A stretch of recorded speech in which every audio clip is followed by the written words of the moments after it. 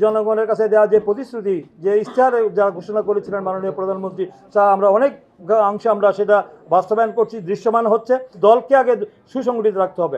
দল যদি ঐক্যবদ্ধ থাকে, সুসংগঠিত থাকে, তাহলে কোনো চক্রান্ত ষড়যন্ত্র করে বিএনপির অগ্রগতি ব্যাহত করতে পারবে না।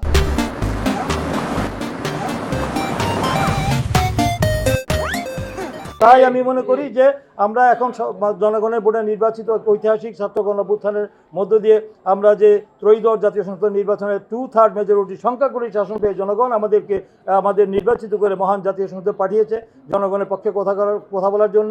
এবং এই 4 মাস হতে চলল এই সরকারের বয়স। এর মধ্যে জনগণের কাছে দেওয়া যে প্রতিশ্রুতি, যে ইশতেহার যারা ঘোষণা করেছিলেন মাননীয় প্রধানমন্ত্রী, তা আমরা অনেক অংশে আমরা সেটা বাস্তবায়ন করছি, দৃশ্যমান হচ্ছে। এবং আমাদের তার ভিতরে আমরা দেখতে পাচ্ছি একটি ষড়যন্ত্রকারী মহল সুপরিকল্পিতভাবে চতুর্দিকে নৈরাজ্য সৃষ্টি করার জন্য গভীর চক্রান্ত লিপ্ত হয়েছে।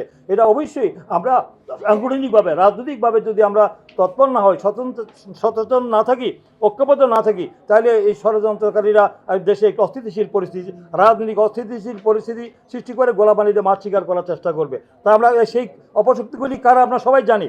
আমি আজকে বক্তৃতা বলছি, আমরা কারা এই সরকারের যে উল্লেখযোগ্য যে সাফল্য, সেই সাফল্যকে ম্লান করে দেওয়ার জন্য তার পরিকল্পিত ষড়যন্ত্র হচ্ছে। সেই ষড়যন্ত্র আপনাকে মোকাবেলা করব, আমাদের সেরকম প্রস্তুত থাকতে হবে।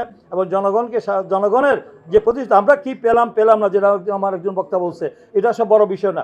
আমরা কি পেলাম কি পাইনি সেটা আমাদের খুব বড় বিষয় না। বড় বিষয় হলো যে জাতি জনগণের দেওয়া প্রতিশ্রুতি বাস্তবায়ন হচ্ছে কিনা, জনগণের কল্যাণে আমরা কাজ করছি কিনা, তাই জনগণ ভাগ্য উন্নয়ন হচ্ছে কিনা, যেটাকে বলে গুড গভর্নেন্স, যেটা বলে সুশাসন, যেটাকে বলে সুশাসন দিচ্ছে পারছে কিনা। ফেসিবাদের যা অপকর্ম করেছে, যার কারণে আজকে আওয়ামী লীগের মতো একটি ফেসিস্ট দল, একটি 75 বছর একটি পুরনো দল, আজকে তাদেরকে গণহত্যার জন্য, সেই গণহত্যা এবং মানবতা বিরোধী অপরাধ করার জন্য তাদেরকে বিগত অন্তর্বর্তীকালীন সরকার তাদেরকে নির্বাহী আদেশে নিষিদ্ধ ঘোষণা করে দিয়েছে। সেই চক্রটাও আবার নতুন করে তারা মাথাচাড়া দিয়ে ওঠার চেষ্টা করছে।